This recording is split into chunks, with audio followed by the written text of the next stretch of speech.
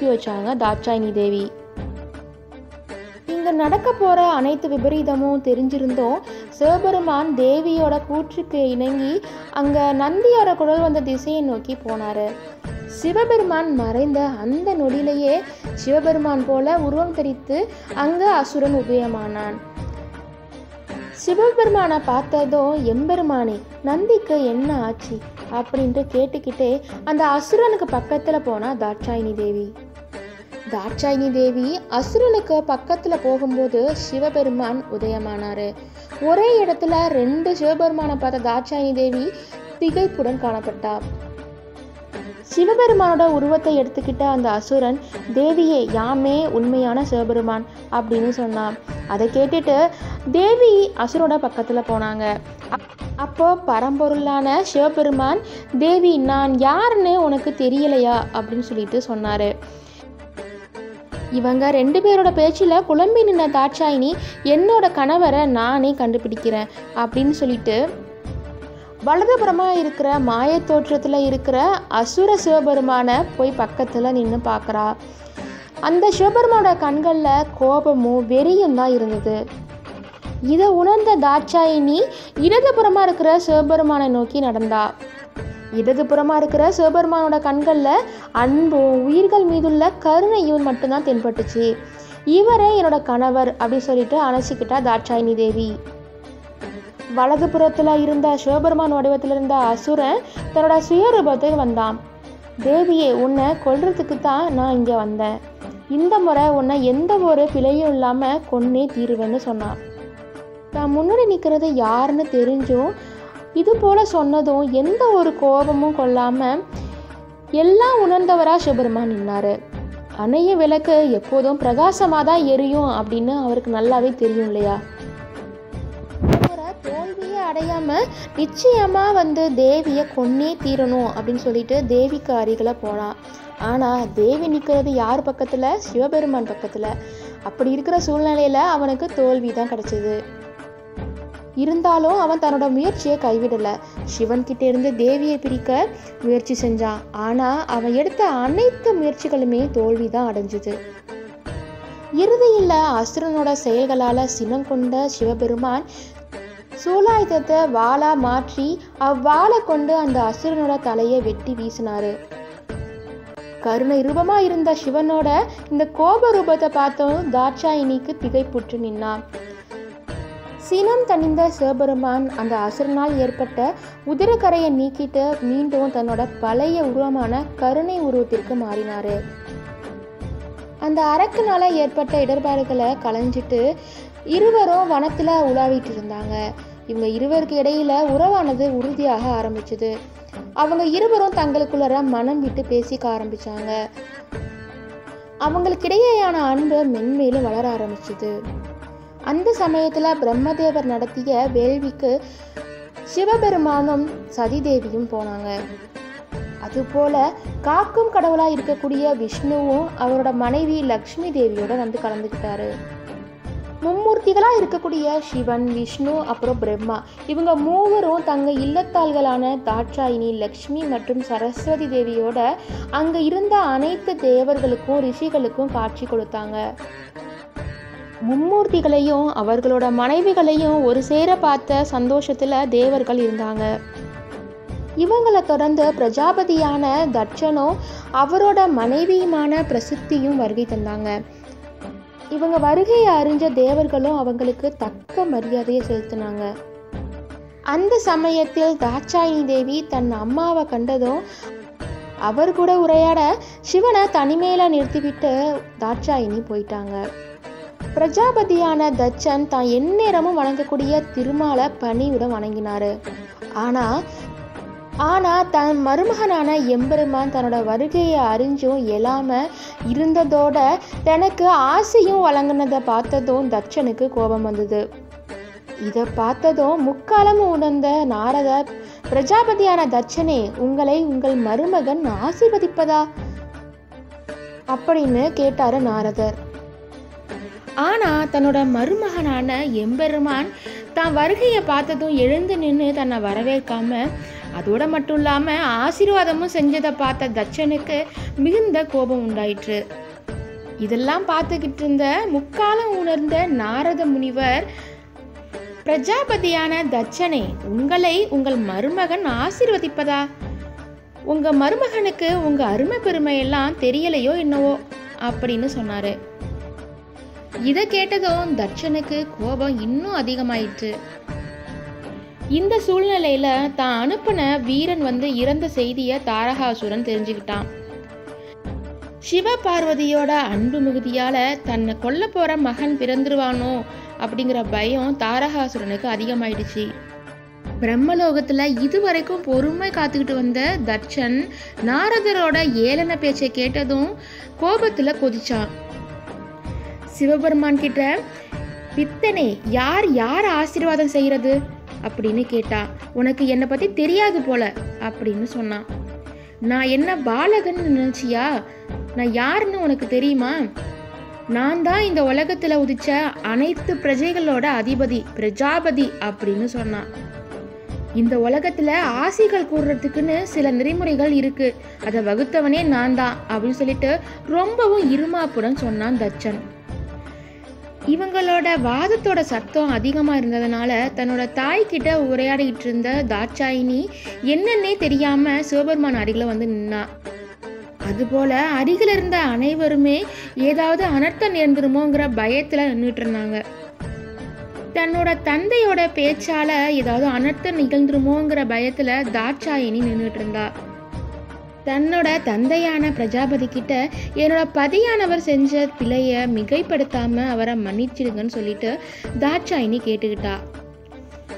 தாட்சாயினியோட இந்த பேச்சை கேட்டதும் தட்சன், யார் இழைச்ச பிழையை யாரு மிகைப்படுத்தினது? உறவுகளோட வாழ்ந்தாதான் அதோட அருமை புரியும். சுடுகாட்டுல வாழ்ந்துக்கிட்டு அங்க இருக்கிற சாம்பலை பூசிக்கிட்டு திரியிற உன்னோட கணவன் செஞ்ச தவற நீ மறைக்காத. இதுக்கப்புறம் உன்னை நான் பார்க்கறதுக்கு விரும்பல அப்படின்னு சொன்னாரு தட்சன். அதோட மட்டும் இல்லாம தன்னோட மனைவியான பிரசித்தியோட அந்த இடத்தை விட்டே புறப்பட்டாரு. தன்னோட தந்தை புறப்பட்டு சென்றதுக்கு அப்புறம் தாட்சாயினி தேவி தன்னோட பதியான சிவபெருமான் கிட்ட, நீங்க செஞ்சது சரியா?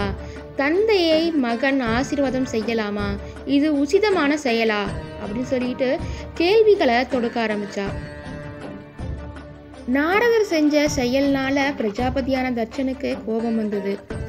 அதனால தாட்சாயினிக்கும் சிவபெருமானுக்கும் கருத்து வேறுபாடு ஏற்பட்டுருச்சு.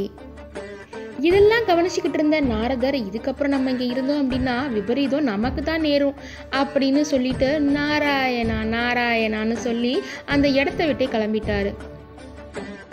பிரம்மலோகத்திலேருந்து சிவபெருமானும் தாட்சாயினியும் கைலாய மலைக்கு சேர்ந்தாங்க. என்னுடைய தந்தைய எல்லார் முன்னிலையிலும் நீங்க இது போல செஞ்சது சரியா அப்படின்னு தாட்சாயினி உரையாட ஆரம்பிச்சா.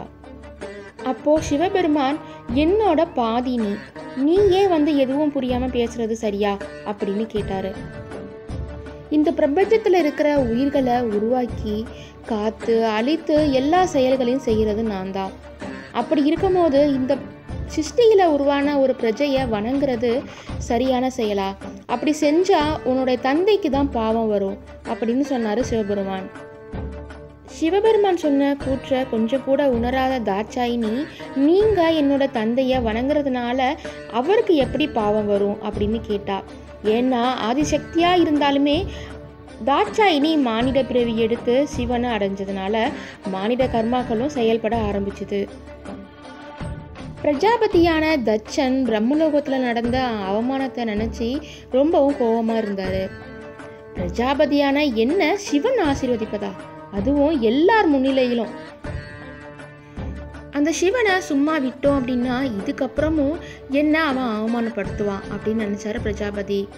அவனை ஏதாவது அவமானப்படுத்தியே ஆகணும் அப்படின்னு சொல்லிட்டு நினைச்சாரு பிரஜாபதி.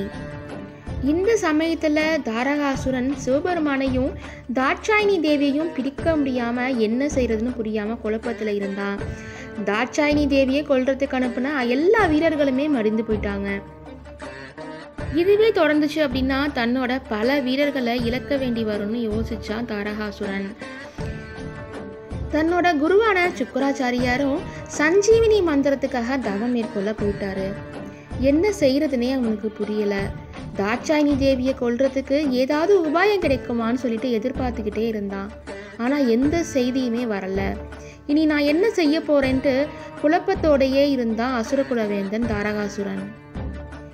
தேவலோகத்துல இருக்கிற இந்திரதேவன் தேவலோக கன்னிகளோட உரையாடிட்டு இருந்தான். அவங்களோட அபிநயங்களையும் அழகையும் பேசிக்கிட்டு இருந்தான். இந்திரதேவன் தேவலோக ஒற்றர்கள் மூலம் வந்த செய்தியை கூட செவி கொடுத்து கேட்காம சுகபோகங்கள்ல மூழ்கி கிடந்தான். பிரஜாபதியான தட்சனை விட அதிக சக்தி பெற்று வயதுல மூத்தவரான நான் அவரோட பாதங்களில் விழுந்து ஆசீர்வாதம் பெற்றேன் அப்படின்னா அவருக்கு தானே பாவம் வரும் அப்படிங்கிற தன்னோட கூற்ற தாட்சாயினர் விளக்கி கூறினார் சிவபெருமான். சிவபெருமான் சொன்ன கூற்றிலிருந்த பொருளை உணர்ந்த தாட்சாயினி தேவி தாம் இழைத்த பிழையை மன்னிக்க வேண்டும் அப்படின்னு சொல்லிட்டு மன்னிப்பு கேட்டா சிவபெருமான் கிட்ட. தேவியே, நீ என்னுள் பாதியாவாள். நீ இழைத்த பிழைக்கு நீ மட்டும் காரணம் இல்லை, நானும் அதற்கு காரணமானவன் தான் அப்படின்னு கூறினாரு. சிவபெருமான் தான் மேல இவ்வளோ அன்பு வச்சிருக்கதை பார்த்த தாட்சாயினிக்கு ரொம்ப மகிழ்ச்சியா இருந்தது. அதனால அன்போட அரவணைச்சிக்கிட்டா சிவபெருமான. ஆனா அந்த அரவணைப்புல தேவி மட்டுமே மகிழ்ச்சியா இருந்தா. சிவபெருமான் ஏதோ சங்கடத்துல இருக்கிற மாதிரி தெரிஞ்சது. பிரஜாபதியான தட்சனுக்கு சிவபெருமான அவமானப்படுத்துறதுக்கு ஒரு யோசனை ஒன்று வந்துச்சு. ஒரு பெரிய யாகம் ஒன்று வளர்க்கணும், தேவர்கள் உலகத்துறையும் அழைக்கணும். ஆனால் சிவபெருமானை மட்டும் அந்த யாகத்துக்கு அழைப்பு விடுக்கக்கூடாது. அப்போது சிவபெருமான் அவமானப்படுவார்னு நினச்சாரு தட்சன். பிரஜாபதியான தட்சன் காசிப முனிவரை அழைச்சு இது போல ஒரு பெரிய யாகம் நடத்தணும், ஏற்பாடு செய்யும்படி சொன்னார். ஆனால் காசிப முனிவரோ சிவபெருமானை விடுத்து மற்ற தேவர்களை கூப்பிட்டோம் அப்படின்னா ஏதாவது அனர்த்த நேரிடணும் பயந்தாரு. இதை பிரஜாபதி கிட்ட தெரிவிச்சும் எந்த பலனும் இல்லை. பிரஜாபதி தன்னோட முடிவில் தீர்க்கமாக இருந்தார். காசிப முனிவரால் எந்த மாற்றத்தையுமே ஏற்படுத்த முடியல பிரஜாபதி கிட்ட. அதனால பிரஜாபதி சொன்னது போலவே அந்த யாகத்துக்கு ஏற்பாடு செஞ்சாரு. பிரஜாபதியான தட்சன் நடத்துகிற இந்த வேள்விக்கு வானுலகத்தில் இருக்கிற அனைத்து தேவர்களுக்கும் அழைப்பு விடுக்கப்பட்டுச்சு. தட்சனோட இந்த வேள்விக்கு தேவர்கள் எல்லாம் கூட்டம் கூட்டமாக போனாங்க. இதை பார்த்து தாட்சாயினி தேவி எல்லா தேவர்களும் எங்கே போயிட்டு இருக்காங்கன்னு சொல்லிட்டு நந்தி கிட்ட கேள்வி கேட்டா. அதுக்கு நந்தி தேவர் தங்களோட தந்தையான பிரஜாபதி தட்சன் ஒரு மாபெரும் வேள்வி நடத்துறாரு, அதனால தான் தேவர்கள் அங்கு போயிட்டு இருக்காங்கன்னு சொன்னாரு. இது தெரிஞ்சுக்கிட்ட தாட்சாயினி தன்னோட தந்தையான தட்சன் தனக்கும் தன்னோட கணவருக்கும் எந்தவித அழைப்பும் கொடுக்காம இந்த வேள்வி நடத்துறது சிறப்பு கிடையாது, இதை பற்றி நிச்சயமாக தன்னோட தந்தை கிட்ட பேசியே ஆகணும்னு சொல்லிட்டு சிவபெருமான் கிட்ட அனுமதி கேட்டா. ஆனால் சிவபெருமான் உன்னோட தந்தையை பார்க்கறதுக்கு நீ போக வேண்டாம், இதை இப்படியே விடுறது தான் நல்லதுன்னு சொன்னார். இதுக்கான எந்த காரணத்தையுமே நீ தெரிஞ்சுக்க வேண்டாம் அப்படின்னு சமாதானப்படுத்தினார் சிவபெருமான். ஆனால் தேவியோ இதெல்லாம் எதுவுமே ஏற்றுக்கல. தன்னோட தந்தையை பார்த்துட்டு வரேன்னு சொல்லிட்டு கைலாய மலையில இருந்து கிளம்பி போயிட்டாங்க. கைலாய மலையிலேருந்து தாட்சாயினி தன்னோட தந்தையான தட்சனை பார்க்க போனாங்க. ஆனால் தன்னோட மற்ற மகள்களை அன்போடு வரவேற்ற தட்சன் தாட்சாயினியை மட்டும் கண்டும் காணாமல் போனார். தந்தையே தந்தையே அப்படின்னு சொல்லி கூப்பிட்டுக்கிட்டே தாட்சாயினி தேவி தட்சன் பின்னாடியே பின்தொடர்ந்து போனா. வேள்வி நடக்கக்கூடிய அந்த இடத்துக்கு போனதும் தட்சன் தன்னோட அன்பு மகளான தாட்சாயினி தேவியை மென்மேலும் வருத்தப்படக்கூடிய வார்த்தைகளால் புண்படும்படி பேசினாரு. ஆனால் தாட்சாயினி பொறுமையாக இருந்தா.